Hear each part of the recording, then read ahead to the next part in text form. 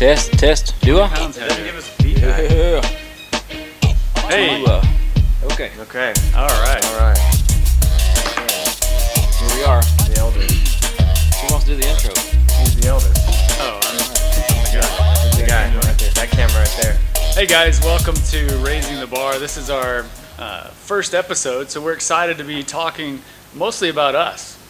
Something my favorite That's subject. what it's about, right? Yeah, that's something we'll probably be pretty good at since we're experts about us. We're going to talk about our entry points to CrossFit, how we got started, what we like about it. You'll hear our background. So we wanted you to get to know us first off, and then from there, our hopes for the show is broad and varied. Who knows what? Who knows where it's going to go? With this guy and with this guy. Maybe we'll ask you where you want it to go next time. Yeah, that's right. So we'll dive right in. I've got my friends here. My name's Chris Biles. Friend? I thought it was a Brother. Yeah. Nick Biles, owner of CrossFit Corsicana. And I'm Stephen Thompson, owner of CrossFit Cool Bodies here in Ennis. Yeah, and I'm up in Waxahachie. CrossFit Waxahachie is my home box. You're the veteran of the group of CrossFit, right? You found CrossFit when? What year? I found CrossFit in 2007. Wow. A patient of mine told me about CrossFit and told me what kind of what it was all about, and told me to check out the site. And I did right away, and I had no clue what to do with it. And so I was like, this guy's crazy. I can't. I don't even understand. So I kind of went away from it, and then about 6 months later, I found it again, just happened upon it, and it made sense. I did the workout, I came back in, I posted my score, I looked at the other scores. On main site, man. And, you remember those days. .com back in the day. And I just couldn't believe how You're out right of there shape. with the top, right? Yeah. With the Spielers and the Chans and... It was funny because Spieler was posting. It was days when OPT was around. posting. It was great. There's some old timer names, but I was out of shape. It was the opposite. I could not believe how bad I was at it, and so that kind of sparked the fire of, okay, what are they going to do tomorrow? And then I just kept going day after day. And within 6 months, I had taken my level 1, not in order to coach, mostly to go ahead and just further my understanding. Like, I had no idea. I had a guy in the gym, I'm like asking him, how do you do a snatch? And we got these metal plates and trying to do a 95-pound snatch, and I could barely do anything with it. And so he's like, just throw it over your head. So I wanted more than, hey, just throw it over your head. So I took my level 1, got certified, and then within a year I'm teaching boot camps. Another year after that, we joined the CrossFit Affiliate Nation. October 2010, CrossFit Waxahachie came on board, and it's just one of those things where we just haven't looked back. I remember like at 7 o'clock waiting for 5 o'clock West time to hitting that refresh button to see the new .com workout, see what am I going to do tomorrow, like start thinking about it already. That was way back. So 2010 is when, early 2010, mid 2010 was whenever I started doing CrossFit. But I think about 07, 08, somebody said, hey, we're doing this new thing. And they wouldn't say CrossFit. There's all these different movements, and we're going to mix them together, and it's really cool. You'll like it, and kind of pass them off to that. And then my friend, he was living down the road from this house that had a box, CrossFit Solus in Sherman, that was in their garage of their house. And he's like, man, they got tires back there, and they got this pull-up rig like attached to their house, and you've got to come and check it out. And I was like 19 or 20 years old at the time. I was like, $100 and something a month. I don't have that, I just said, we're not going to do that. But then my wife and I got married, and I was like 240 pounds. I thought, I've got to drop some weight. So I started looking at this body weight stuff with some kettlebells, and I was interested in like MMA style, whatever these guys do to train, that's what I want to do.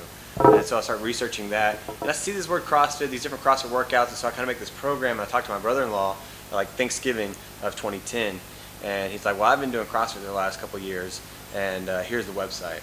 So I remember I would go back in December of 2010, I look at the website, and I'm like reading every journal article, watching every journal video. Same. I mean, geeked out.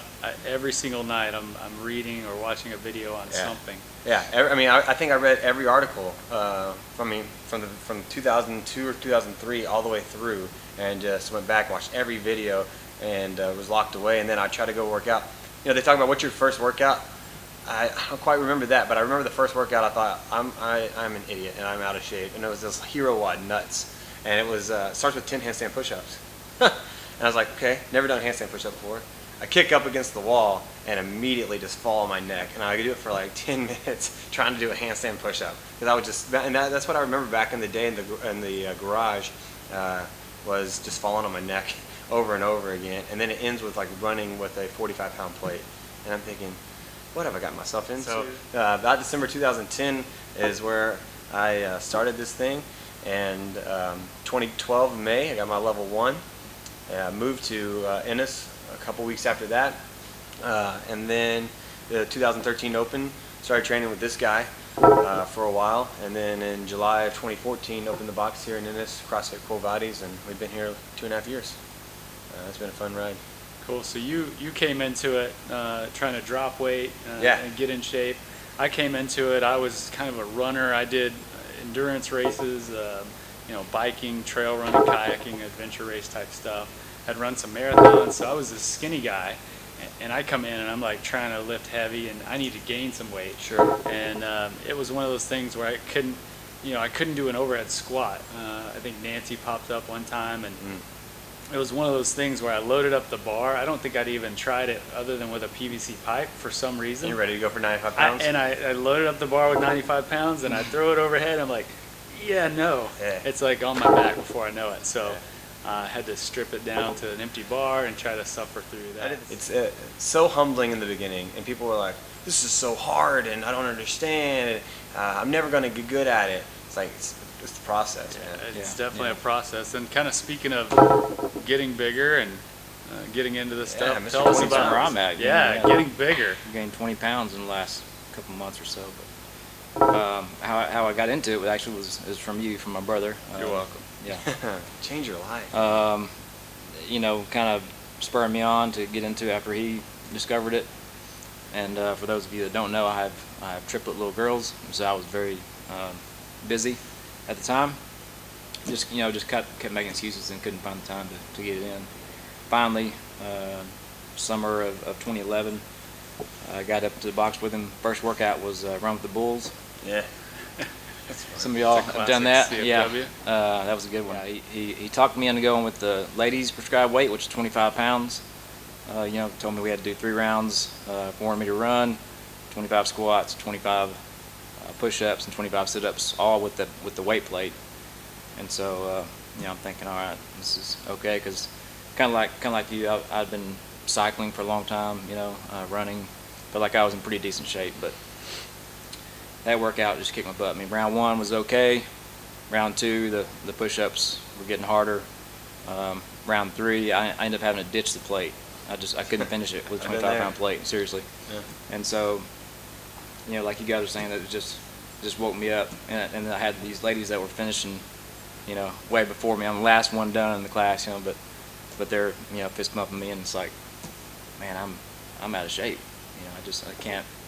When you start mixing these things together and carrying things and doing these types of movements that we do, it's just a game changer. So I guess I didn't really follow .com a lot. I followed CFW workouts. Started working out at the YMCA and just on my own. And then a buddy of mine from work, Dave Garza, got in with me. He needed to lose some weight. Got him training him one-on-one. We'd work out together. Got him going. Got a nutrition dialed in. He ended up losing about 75 pounds. So I'm like, man, this stuff works, Yeah. And that's how it got me pumped up about it. And then got a couple more guys to join us there at the Y. I had a pretty good group going, but it wasn't the best. Wasn't the best setup for us to use, to do these types of workouts. We needed more space, different types of equipment and stuff like that. So, but yeah, so I decided, well, I'll get certified myself to learn more. And start coaching these guys. It started out just really small, a few of us, and just kind of grew from there. Yeah. That recurring theme of like being humbled by CrossFit early. Yeah.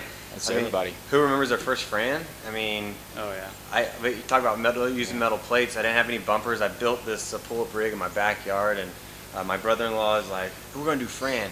it's the end of July. It's a billion degrees outside, and the pull-up bar is burning hot. And I do my first squat clean into the thruster, and I fall down, and I tear my hands like in 2 or 3 places on each side, and it was over 10 minutes, 10:05, and you're like, oh yeah, well I did a strict pull-up. No, I tried my hardest to kip and everything, Yeah. and it was Whatever still you 10 can do. minutes. Yeah. And that must have been July of 2011, and by the time I did Fran, and I kept retesting it, right? Mhm. And we still did it at level 1 then, so in May of 2012, so less than a year later, it was like in the low 5s. It literally cut the time in half. And it's just that consistency and the effort that you want to put in, this drive to get better. Yeah. But man, it's such a humbling experience in the beginning. I was the same boat. My level 1 in February of 2012. We did Fran. I scaled it 75 pounds. They had a 10-minute time cap.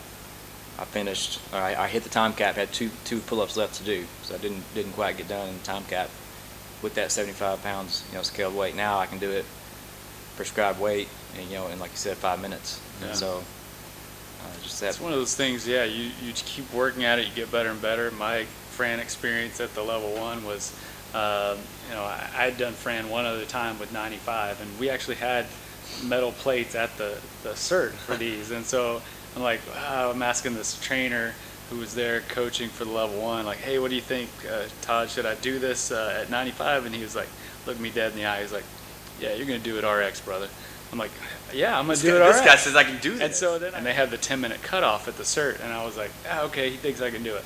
And so then I get through the first 21, I go to the pull-ups, I think, all right, I'm going to show him something here, I can do pull-ups.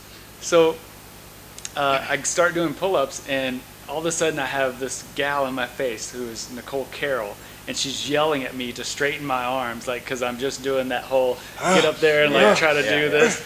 And Am I doing it, coach? Oh man, it just crushed me. And 9:51, I finished. I'm dying, but I still hadn't done it, Man. because of my pull-ups. Quite RX. Yeah. But yeah, not too long after that, I dialed things in and shortly had a sub 6 and then finally sub 5 and all that. And just get better and better. So chasing performance, I mean, that's what that's about, right? So it's like people are like, oh, I got to lose weight. And yeah, I went from like about 240, and I think the lowest I actually dropped down to when doing CrossFit was like 192. I mean, I lost a significant amount of weight and was really lean, but then it was like, and where Nick was, okay, now I want to get stronger, right? So then I go through lots and lots of Olympic lifting and strength cycles and eating a lot.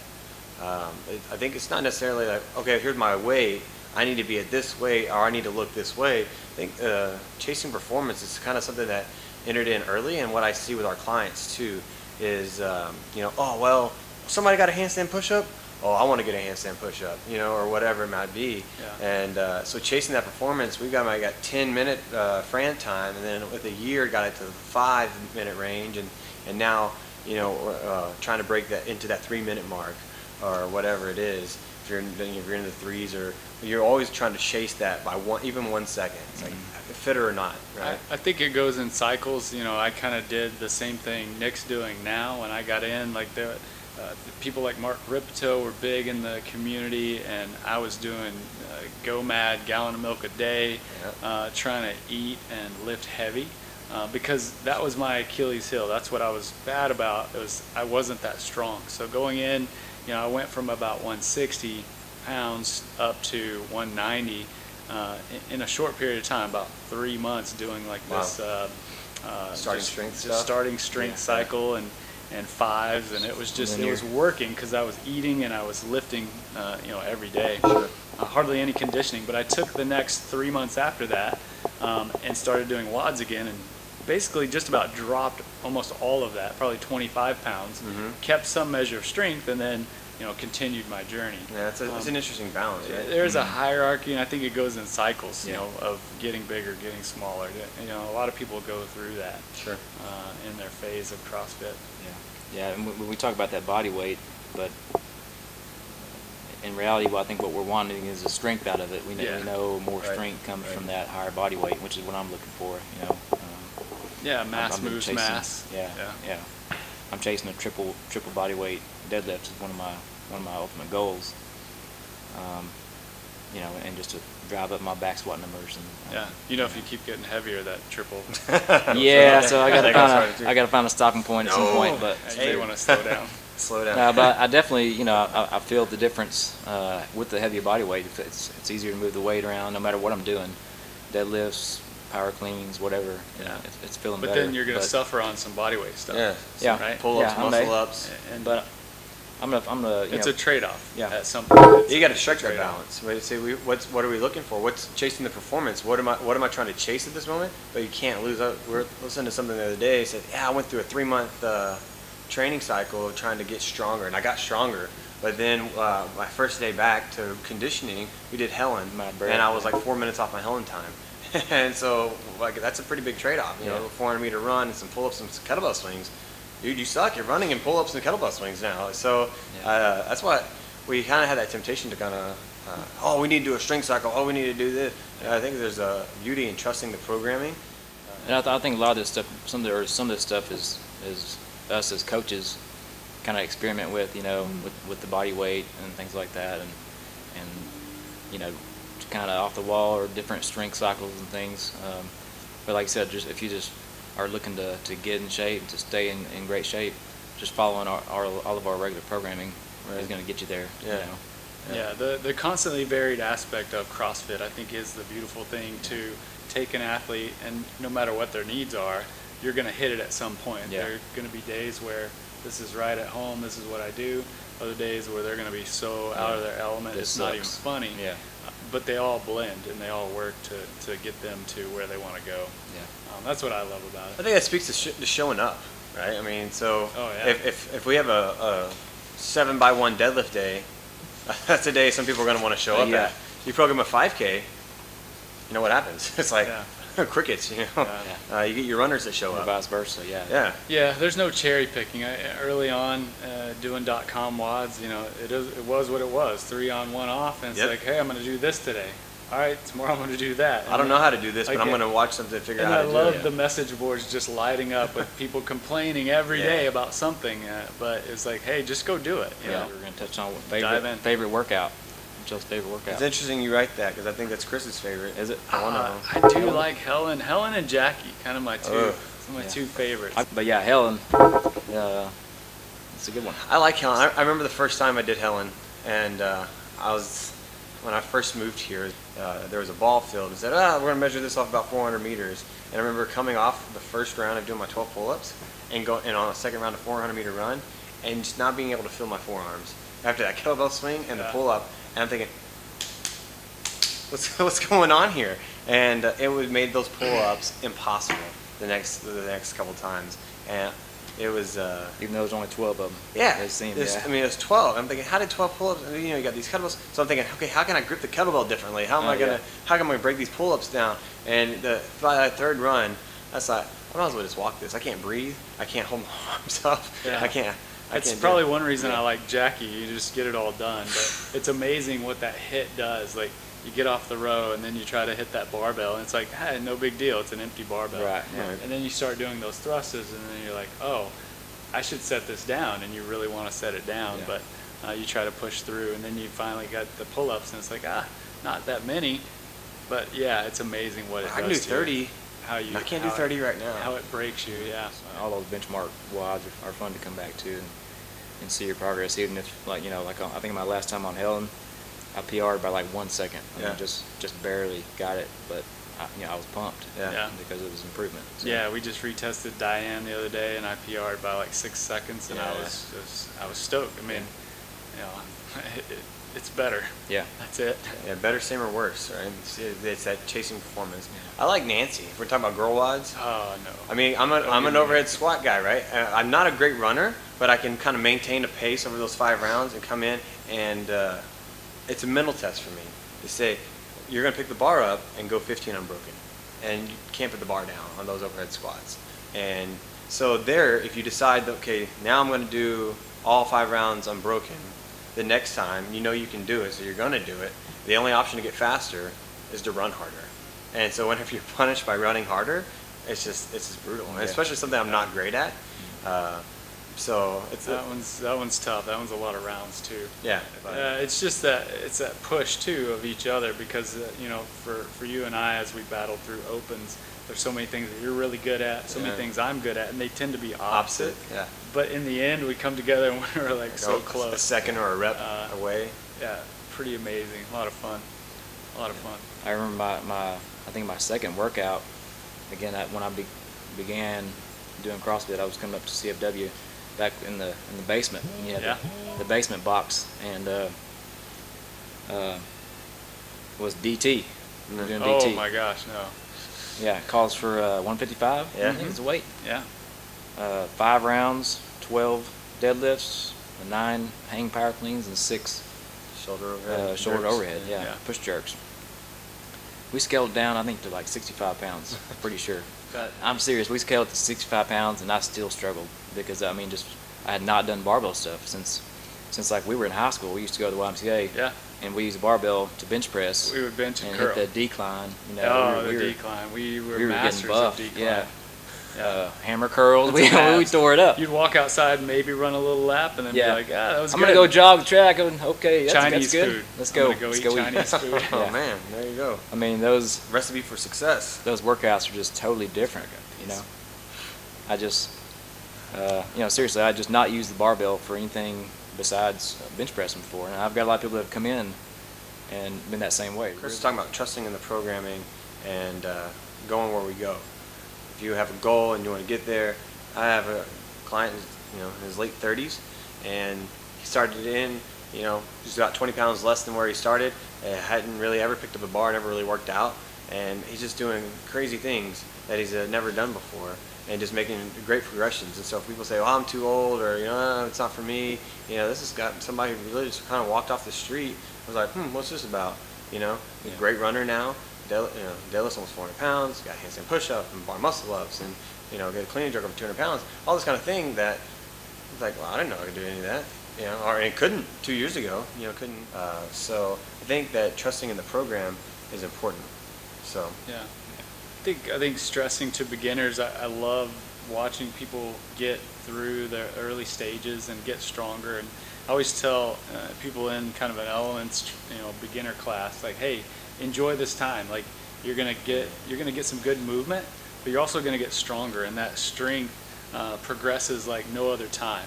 When you're a complete beginner to weightlifting, that trajectory just goes up and up and up.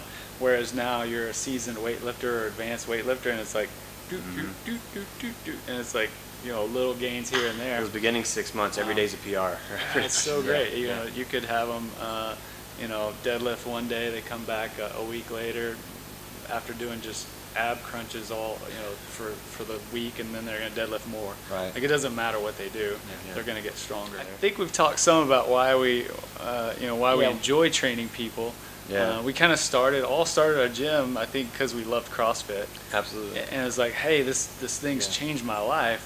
What am I going to do with it? Well, I'm going to make an impact in my community. Sure, And try to share it, I think you guys have both done that, and we've certainly done our fair share and enjoy doing it, day in and day out. Where do you think CrossFit's going? What's next? I think a lot of people look at CrossFit sometimes and they think the games, Yeah. and this is what CrossFit is.